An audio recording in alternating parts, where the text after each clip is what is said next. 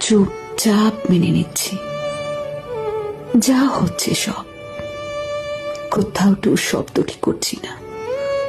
কষ্ট হচ্ছে, কিন্তু বুঝতে দিচ্ছি না কেন করলে এরকম। এই প্রশ্ন কোথাও রাখছি না। যা কিছু অসহনীয় ছিল এক সময়, সেই সব সয়ে নিচ্ছি। অন্যকে না বুঝিয়ে নিজেকে বোঝাচ্ছি। অনেক কিছু বলতে চেয়েও নীরব থেকে যাচ্ছি প্রতিবার। ভাবছি কি হবে বলে। এতে আমার ক্ষতি হচ্ছে না লাভ বুঝতে পারছি না।